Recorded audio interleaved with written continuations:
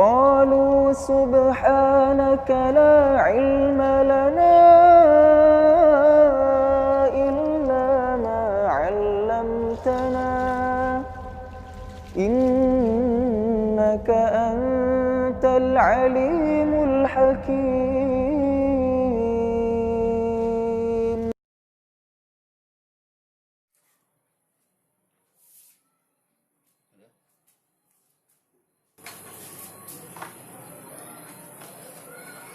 Assalamualaikum warahmatullahi wabarakatuh. Alhamdulillahi wa kafa. Assalatu wassalamu ala habibikal mustafa wa ala alihi wa ashabihi ahli sidqi wal wafa. Asyhadu an la ilaha illallah wahdahu la syarika lah wa asyhadu anna sayyidana wa nabiyana Muhammadan abduhu wa rasuluhu la nabiyya ba'da. Allahumma salli wa sallim wa barik wa azim ala hadzal nabiyil karim sayyidina wa maulana Muhammadin wa ala alihi wa ashabihi ajma'in amma ba'd. Para pemirsa yang saya hormati dan dimuliakan Allah Subhanahu wa taala, kawan-kawan semuanya, kaum muslimin di mana saja Anda berada, saya senantiasa berdoa semoga kita semua dalam lindungan Allah Subhanahu wa taala dan dijauhi daripada virus corona atau COVID-19. Dan kita berdoa mudah-mudahan apa yang menjadi hajat kita semuanya dikabul oleh Allah Subhanahu wa taala. Amin ya rabbal alamin.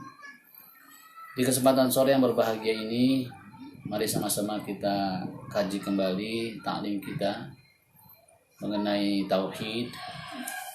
Yang kita akan bahas adalah kitab Sulamut Taufik karya besar Al-Imam Syekh An-Nawawi, masih berbicara tentang keimanan kita kepada baginda Rasulullah Shallallahu Alaihi Wasallam. Sebelum kita mulai secara live, bisa disaksikan di Facebook Yayang Moel ya. Mari sama-sama kita baca sebuah suratul Fatihah. Kita mohon kepada Allah Subhanahu wa taala semoga Allah sampaikan pahala Fatihah ini kepada orang tua kita yang telah tiada, kakek nenek kita, guru-guru kita. Mudah-mudahan mereka semua di alam kuburnya mendapatkan curahan rahmat dan ampunan dari Allah Subhanahu wa taala. Dan kita doakan juga orang tua kita yang masih hidup bersama-sama kita, semoga senantiasa diberikan kesehatan, kita semua juga diberikan kesehatan, dan semoga semua hajat-hajat kita yang baik-baik dijawab oleh Allah Subhanahu wa taala. Amin ya rabbal alamin. Ala hadhihi niyyah wa likulli niyatin shalihah. Wa ila hadratin nabil mustafa sayyidina Rasulillah sallallahu alaihi wasallam al-Fatihah. أعوذ بالله من الشيطان الرجيم بسم الله الرحمن الرحيم الحمد لله رب العالمين الرحمن الرحيم مالك يوم الدين إياك نعبد وإياك نستعين اهدنا الصراط المستقيم صراط الذين أنعمت عليهم غير المغضوب عليهم ولا الضالين آمين. سبحانك لا علم لنا إلا ما علمتنا إنك أنت العليم الحكيم. Baik, kita mulai. Bismillahirrahmanirrahim. Qala musannif rahimahullah ta'ala annahu qala wa annahu sallallahu alaihi wasallam sadiqun fi jami'i ma akhbara bihi. Jadi Rasulullah sallallahu alaihi wasallam, kita berbicara mengenai atau masih seputar mengimani atau beriman kepada kerasulan baginda Nabi Shallallahu Alaihi Wasallam. Kita sudah bahas dalam tema kita yang lalu secara global bagaimana Rasulullah Shallallahu Alaihi Wasallam itu menjadi sebab diciptakannya alam jagat raya ini oleh Allah Subhanahu Wa Taala. Kemudian sekilas mengenai sejarah sebelum beliau lahir sampai beliau diutus menjadi nabi. Nah, kemudian kita juga diharuskan mengimani apa-apa yang disampaikan oleh Rasulullah Shallallahu Alaihi Wasallam. Kenapa demikian? Karena Allah Subhanahu Wa Taala pernah berfirman, "A'udzubillahi minasyaitonirrajim. Bismillahirrahmanirrahim. Wa ma yantiqu 'anil hawa in huwa illa wahyu yuha." Dan tidaklah apa-apa yang disampaikan oleh Nabi itu kecuali adalah wahyu yang dibimbing oleh Allah Subhanahu Wa Taala. Jadi Rasulullah ini adalah seorang nabi. Seorang nabi dan rasul itu dimaksum oleh Allah, dijaga betul oleh Allah, jangan sampai dia berbuat salah, jangan sampai dia berbohong. Makanya Rasulullah SAW itu sejak mudanya diberi gelar Al-Amin. Ya, artinya seseorang yang sangat dipercaya karena dia tidak pernah bohong dalam hidupnya, tidak pernah penyebar hoax. Sekarang ini lagi musim hoax, ya, dikit-dikit hoax, dikenakan pasal ITE namanya. Jadi Rasulullah tidak pernah menyebar hoax. Kenapa? Karena apa yang dia sampaikan itu berasal dari wahyu Allah Subhanahu Wa Taala. Nah, karena dia tidak pernah menyebar hoax dan tidak pernah berbohong, maka dia mendapat gelar shadiq, yaitu orang yang paling benar. Kemudian apa-apa yang dia sampaikan adalah benar karena bersumber dari yang maha benar, yaitu Allah Subhanahu Wa Taala. Maka apapun yang disampaikan Nabi mengenai kabar-kabar tentang keakhiratan, kabar-kabar gaib yang akan terjadi setelah kita meninggal, itu benar adanya. Tidak mungkin bohong. Kenapa? Karena dia dibimbing oleh Allah Subhanahu Wa Taala. Wa anahu sallallahu alaihi wasallam shadiqun fi jami'i ma akhbar bih. Rasulullah SAW itu adalah orang yang benar. Jadi apa-apa yang beliau sampaikan, kabar berupa wahyu, berupa kabar-kabar gaib yang akan terjadi nanti ketika kita sudah meninggal, benar adanya. Dan kita wajib hukumnya mengimani. Jika kita tidak mengimani, maka kita termasuk kafir, yaitu orang yang mengingkari apa-apa yang disampaikan oleh baginda Rasul Sallallahu Alaihi Wasallam. Ya. Famin zalika, di antara kabar-kabar yang disampaikan Nabi, ya, itu adalah azabul qabri wa na'imih, tentang adanya azab dan nikmat kubur. Jadi para hadirin yang dimuliakan Allah Subhanahu Wa Taala, baik yang ada di studio maupun yang menyaksikan secara live pada kesempatan sore ini, manusia itu pada hakikatnya melewati 5 tahapan kehidupan. Yang pertama, alam arwah. Ini sudah saya sampaikan beberapa waktu yang lalu. Alam arwah kita sudah lewati. Alam rahim ibu kita sudah lewati. Sekarang kita ada di alam dunia, alam yang ketiga. Nanti setelah alam dunia kita mati. Semuanya bakal mati, nggak ada yang hidup selamanya. Bakal mati semuanya. Nanti kita akan masuk alam kubur yang disebut dengan alam barzakh, yaitu alam penantian. Penantian apa? Penantian sampai datangnya hari kiamat. Nah, setelah nanti datangnya hari kiamat, trompet pertama, trompet kedua, manusia dibangkitkan lagi, nanti kita masuk yang namanya dalam alam akhirat. Ya. Jadi sebelum terjadinya kiamat dan sebelum dibangkitkan kembali manusia, belum adanya alam akhirat. Cuma ada dalam alam barzakh. Jadi mereka-mereka yang sudah meninggal sekarang itu berada di alam barzakh, alam penantian. Nah, di dalam alam penantian itu, ketika seseorang itu di dunianya berbuat baik, maka dia akan mendapatkan balasan yang baik dalam masa transisi itu. Nah, transisi. Sekarang kan kita dengar ada PSBB transisi, ya kan? Nanti juga ada. Sebelum kita ke alam akhirat, dari alam dunia masuk kita alam transisi. Namanya alam barzakh, alam penantian. Di alam transisi itu kita mendapatkan nikmat dan azab kubur. Ya, pasti Pak, pasti. Bapak tahu dari mana? Kan Bapak belum mati. Ya, ada kabarnya kan. Kan disampaikan oleh baginda Rasul Shallallahu Alaihi Wasallam, dan kita perlu mengimaninya, harus mengimaninya. Bagaimana Pak kalau saya nggak percaya?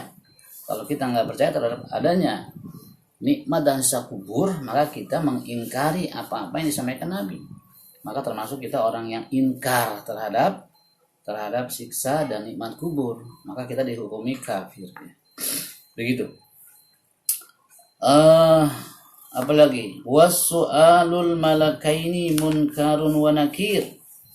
Di alam kubur itu nanti kita akan ditanyai oleh malaikat, 2 orang malaikat. Namanya malaikat munkar dan nakir. Ada 2 orang malaikat yang ditugasi oleh Allah untuk menginterogasi. Menginterogasi apa? Menginterogasi setiap orang yang masuk ke alam penantian, ke alam barzah. Diinterogasi itu.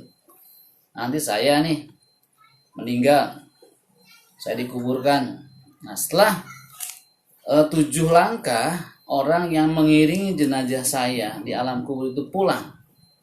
Anak saya pulang, istri saya pulang, kerabat saya pulang, saudara saya pulang, teman-teman saya pulang. Akhirnya saya sendirian di alam kubur. Tidak ada suara lagi, atau 7 langkah orang yang mengiringi jenazah saya setelah dikuburan itu pulang, maka datanglah 2 orang malaikat, namanya munkar dan nakir. Munkar dan nakir, 2 orang yang akan menanyai kita. Ada 5 pertanyaan yang akan ditanyakan oleh 2 orang malaikat itu. Makanya ada istilahnya, kita itu dalam prosesi Islam ketika penguburan jenazah ada yang disebut dengan talqin. Apa itu talqin? Talqin itu adalah bacaan-bacaan untuk meneguhkan jawaban seseorang mayit yang dikuburkan nanti, ketika seorang mayit yang dikuburkan, seorang jenazah yang dikuburkan, ketika datang malaikat munkar dan nakir. Diteguhkan apanya? Diteguhkan jawabannya. Ya. Nah, dalam talqin itu kan dibilang, wahai Fulan bin Fulan, nanti setelah ini akan ada 2 orang malaikat yang menanyai kamu. Namanya malaikat munkar dan nakir. Engkau tidak usah takut. Kata siapa? Kata dalam talqin itu. Karena dia juga sama-sama ciptaan Allah, hamba Allah. Setiap pertanyaan yang disampaikan, yang dilontarkan oleh 2 orang malaikat itu, maka jawablah bilisanin fasih, dengan lisan yang fasih, dengan jawaban yang mantap. Ditanya oleh malaikat nakir, man rabbuka, siapa Tuhanmu? Jawablah, Allahu Rabbi, Tuhan saya adalah Allah. Wa man nabiyuka, siapa nabimu? Jawablah, anna Muhammad dan Rasul, sesungguhnya Nabi Muhammad adalah utusan Allah dan Rasul yang diutus buat saya. Wa ma kiblatuka, apa kiblatmu? Maka jawablah, Ka'bah kiblat saya. Wa ma kitabuka, apa kitabmu? Jawablah, Al-Qur'an kitab saya. Wa ma ikhwanuka, dan waman ikhwanuka, dan siapa saudara-saudaramu? Jawablah, seluruh kaum muslimin dan muslimat adalah saudara-saudara saya. Ketika kita sudah bisa menjawab pertanyaan 2 orang malaikat itu, kemudian jawaban kita benar, pasti, maka kata malaikat, naumatal arsh. Sekarang silakan kamu tidur, istirahat seperti tidurnya seorang pengantin. Artinya apa? Artinya silakan kamu nikmati segala kenikmatan kubur yang ada di dalam kubur. Tuh, begitu. Jadi apa? Jadi kita nanti setelah kita mendapatkan nikmat kubur, ya kita menikmati nikmat itu. Sampai kapan, Pak? Sampai datangnya hari kiamat. Nah, bagaimana bagi yang nggak bisa jawab? Bagi yang tidak bisa jawab, maka malaikat munkar sudah menyiapkan palu gada yang terbuat dari besi. Kenapa, Pak, disebut kok malaikat munkar, Pak? Malaikat munkar itu digambarkan malaikat yang sangat kejam. ya. Jadi malaikat yang datang dalam rupa yang hitam, wajahnya hitam, kemudian dengan wajah yang menyeramkan, pembicaraannya mengeluarkan api, mulutnya mengeluarkan api. Jadi pembicaranya itu seperti gelegarnya halilintar, kilat, meledak-ledak. Jadi orang yang dihadapi akan merasa takut duluan ketika berhadapan dengan malaikat munkar. Apalagi ketika ditanya dia nggak tahu. Man rabbuka, siapa Tuhanmu? Apa? Tuhan. Siapa? Nah, langsung kata malaikat, diketok kepalanya, jebret. Pakai palu kalau gak ada yang terbuat dari besi, mendem tuh orang, hancur kepalanya. Diangkat lagi oleh malaikat, bangun lagi. Ayo pertanyaan kedua, wa man nabiyuka? Apa? Siapa? Nabi apa? Gebuk lagi. Ya. Akhirnya dia nggak bisa jawab, dia mendapatkan siksa kubur. Bukan itu saja, siksa kubur itu macam-macam. Binatang-binatang melata akan datang kepada kita. Malah kata Rasulullah SAW itu, di kubur itu sudah menanti seekor ular. Seekor ular yang sudah menanti. Namanya Sujakul Aqra. Apa? Sujaul Aqra. Sujaul Aqra itu adalah binatang ular yang sangat berbisa, yang sudah menanti untuk menggigit mereka yang meninggalkan sholat. Sujaul Aqra, ular yang sangat besar. Dia akan lilit itu tubuh si mayit, sehingga tubuh si mayit merasa sangat kejepit, kesakitan. Kepalanya akan menggigit, kemudian dari gigitannya dikeluarkan bisa yang sangat beracun bagi mereka yang ngaku muslim tapi senantiasa tidak mau sujud kepada. Namanya Sujaul Aqra. Kita berlindung pada Allah. Makanya Rasulullah SAW sering membaca doa, dan ini harus kita praktekkan. Ada sebuah doa yang selalu Rasulullah SAW baca di akhir-akhir sholat kita sebelum kita membaca salam, ya. Fil alamina innaka hamidum majid. Kita baca doa. Allahumma inni a'udzubika min azabi jahannam wa min azabil qabri wa min fitnatil mahya wal mamat wa min syarri fitnatil masihid dajjal. Ya Allah, aku berlindung padamu dari siksa jahanam. Ya Allah, lindungilah aku dari siksa kubur. Ya Allah, lindungilah aku dari fitnah-fitnah kehidupan dan kematian. Dan lindungilah aku ya Allah dari fitnah-fitnah dajjal akhir zaman. Ini doa yang senantiasa dibaca Rasul di akhir-akhir sholat sebelum membaca salam. Ada 4 item di situ renungan kita. Makanya kita berdoa pada Allah, mudah-mudahan kita ketika nanti meninggal tidak mendapatkan azab kubur, ya. Kita akan ditolong oleh siapa? Oleh amal perbuatan kita, ya.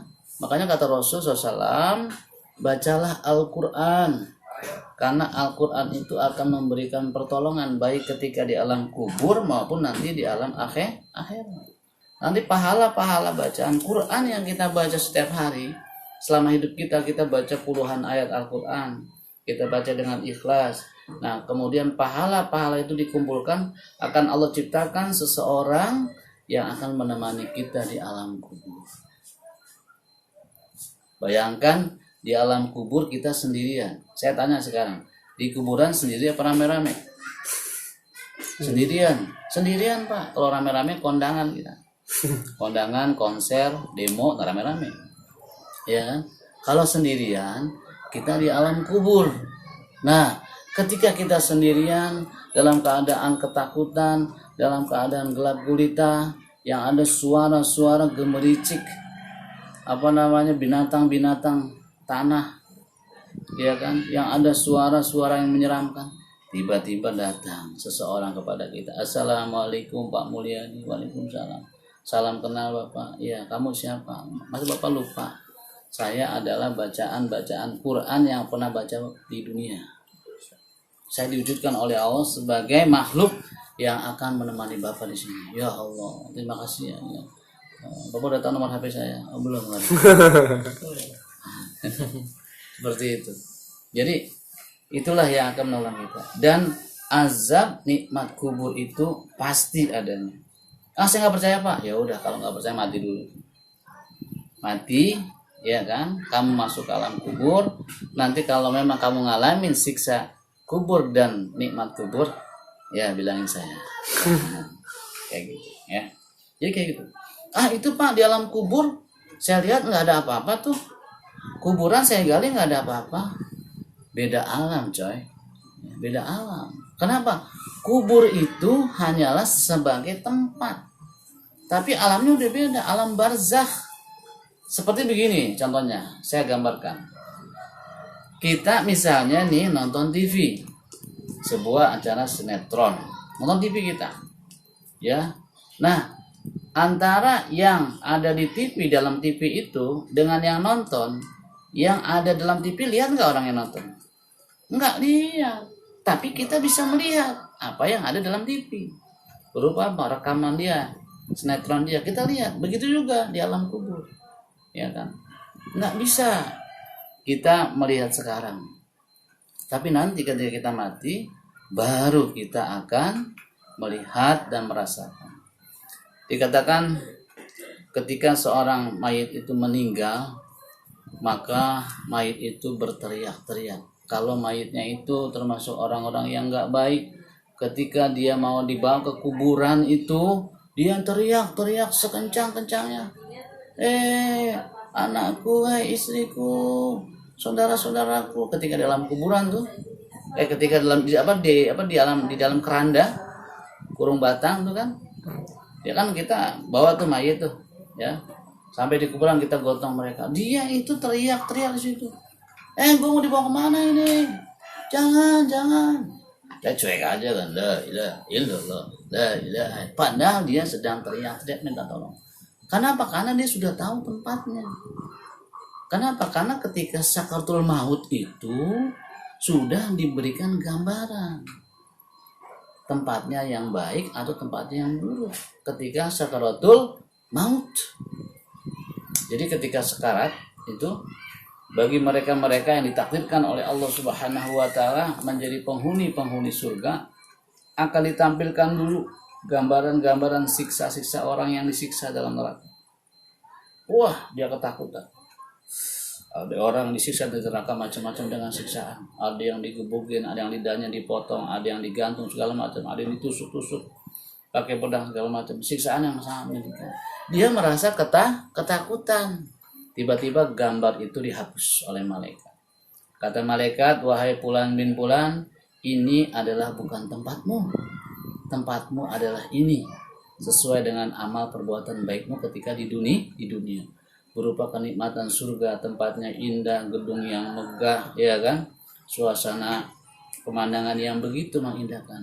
Dia girang, dia pengen ke sana. Aduh, itu tempat saya. Iya, dia pengen ke sana. Makanya ketika dia mau meninggal di alam kubur, cepetin saya ke sana, cepatkan saya. Begitu. Karena dia sudah melihat tempatnya. Iya kan? Tapi sebaliknya, seseorang yang ditakdirkan oleh Allah celaka, ketika sakaratul maut, dia akan diperlihatkan gambaran surga dulu.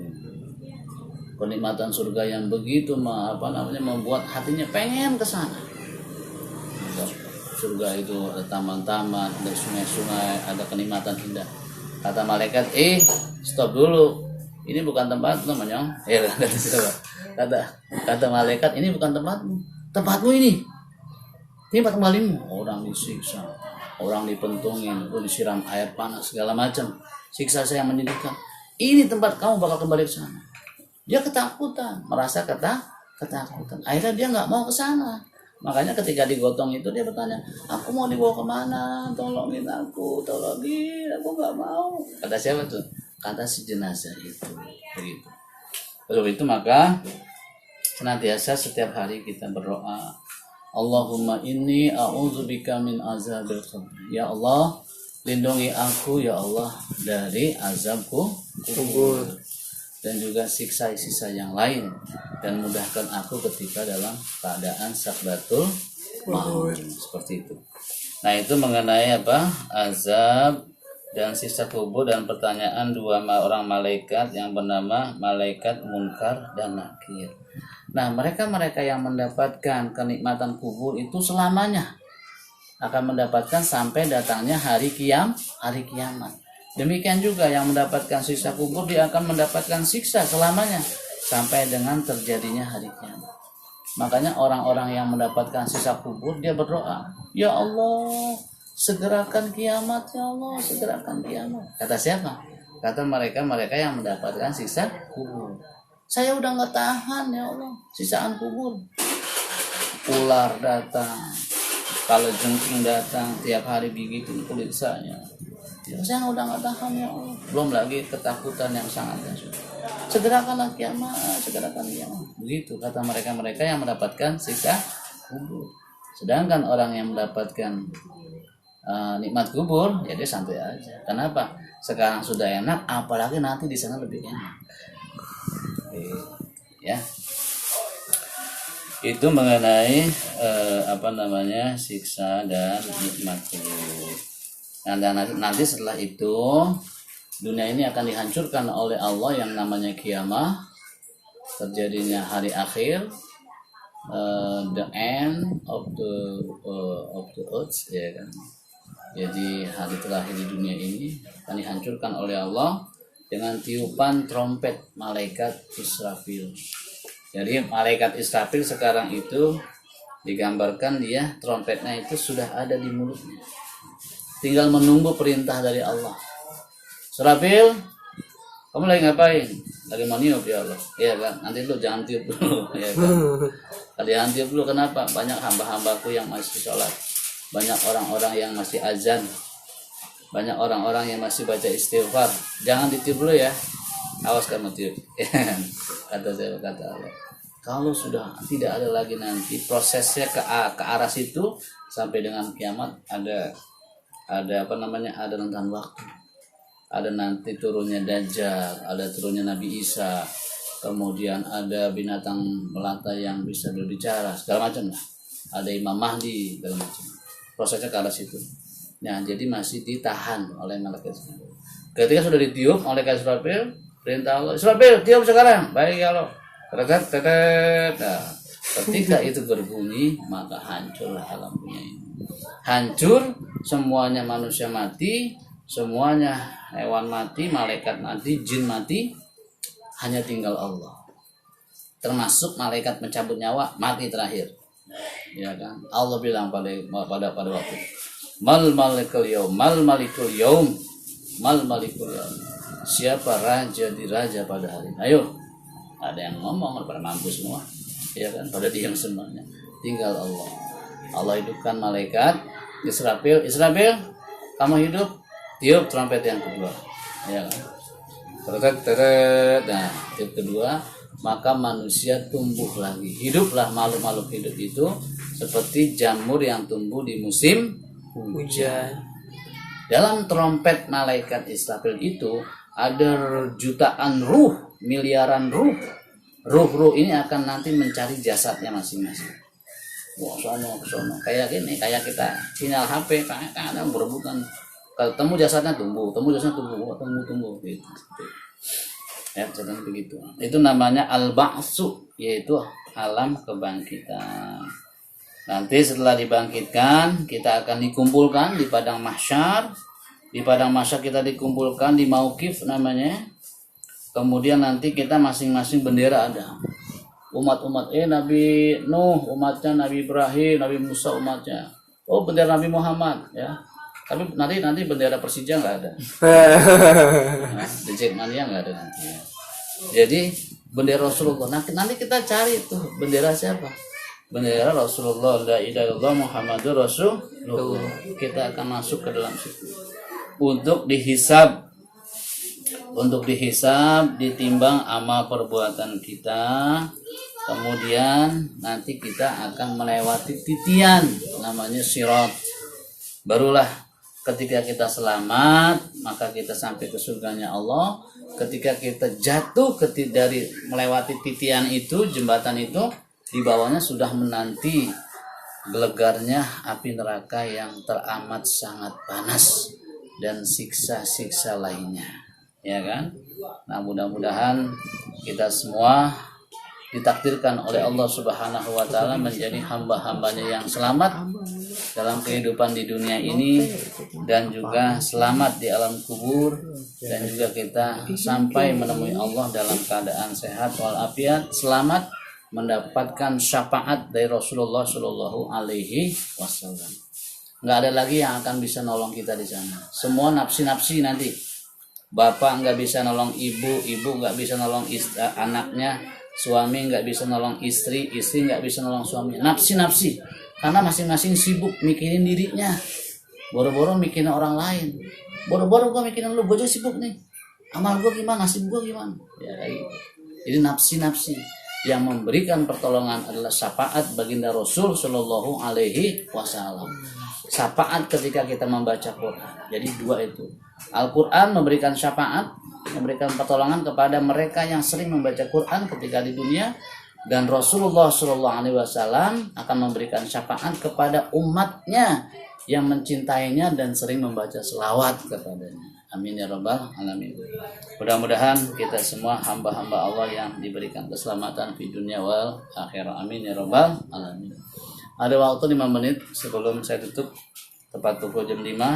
Barangkali dari apa yang saya sampaikan ada yang ditanyakan, dipersilakan.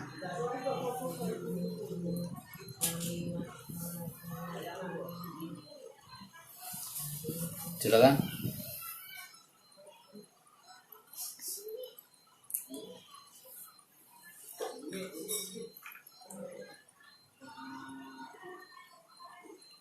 Ada yang mau ditanyakan?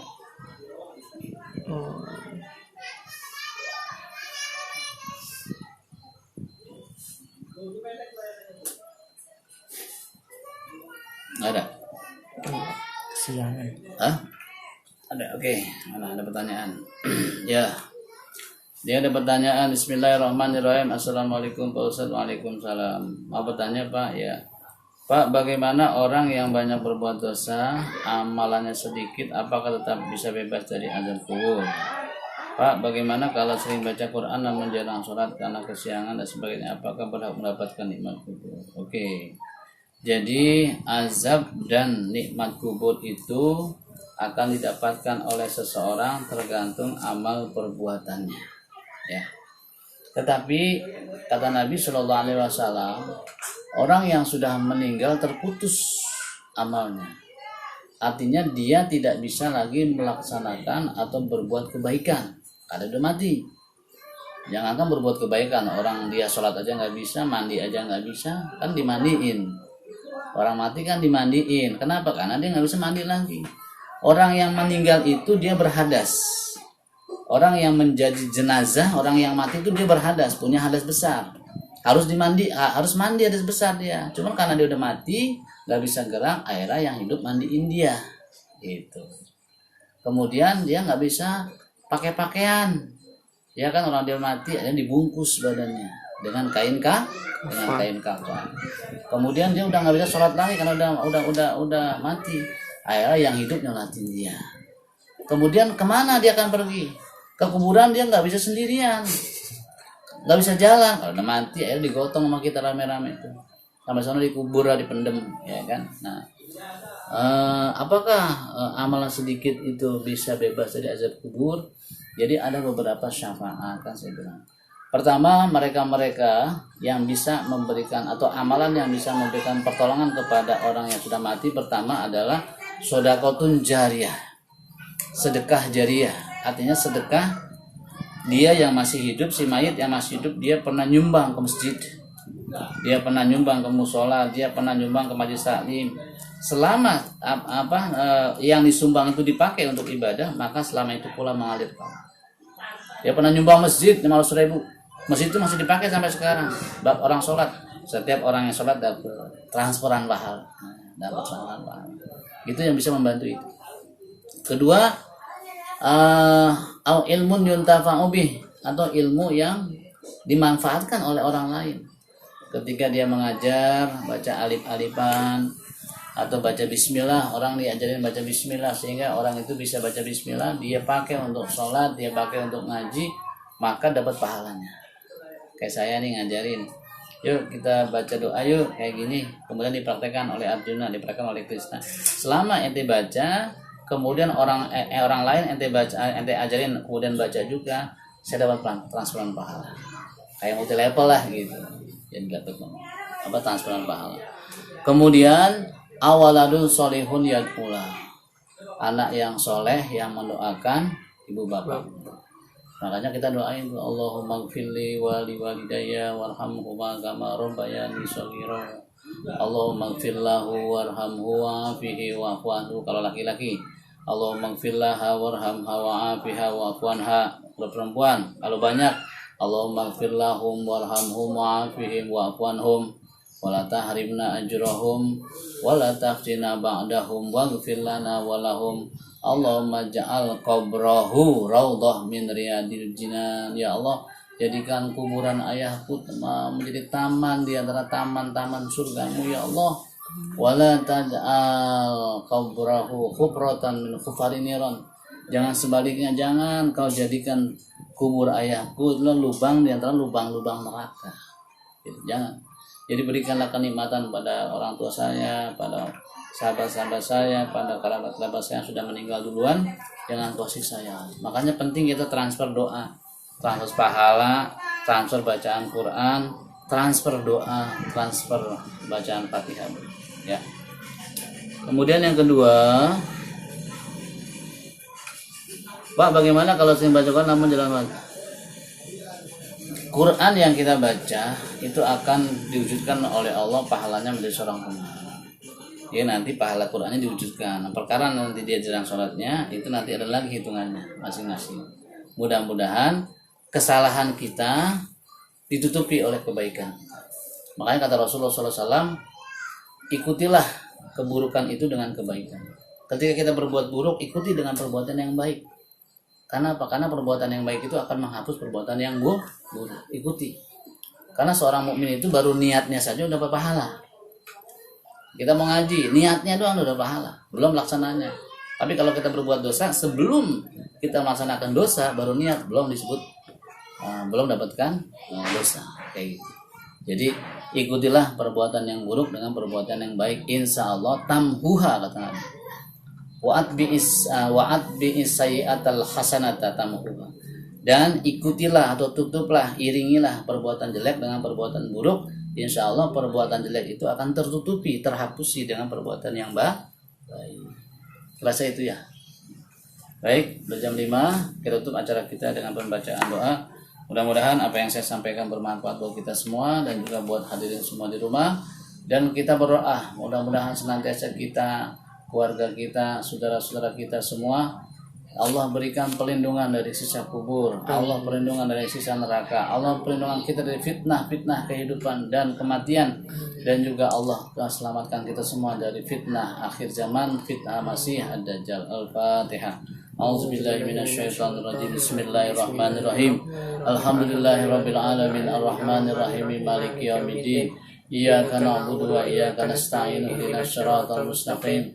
Shiratal ladzina an'amta 'alaihim ghairil maghdubi 'alaihim waladdallin. Amin. Ya arhamar rahimin irhamna, ya arhamar rahimin irhamna, ya arhamar rahimin irhamna. Allahumma bihaqqil Fatihah, bisirril Fatihah, bi karamatil Fatihah. Iftah lana ya Allah abwabal khair, abwabal barakah, abwabal ni'mah, abwabal syiha, abwabal quwwah, abwabal salam, abwabal rizki. Allahumma inna na'udzubika min azabi jahannam wa min azabil qabri wa min fitnatil mahya wal mamat wa min syarri fitnatil masiihid dajjal. Allahumma inna na'udzubika min jahdil bala'i wa darkil syaqa'i wa su'il qada'i wa syamatatil a'da. Allahumma adfa'na al-bala wal waba wal fahsya wal munkar wa syada'ida wa surifal mukhtalifa wal mihan ma zahara minha wa ma batan min baladina hadza Indonesia wa min qaryatina hadza Jakarta wa min qaryatina hadza Ciganjur wa Cipedak wa min buldanil muslimina ammah. Rabbana ya Allah atina fid dunya hasanah wa fil akhirati hasanah wa qina adzabannar. Walhamdulillahi rabbil alamin. Sekian, assalamualaikum warahmatullahi wabarakatuh. Waalaikumsalam.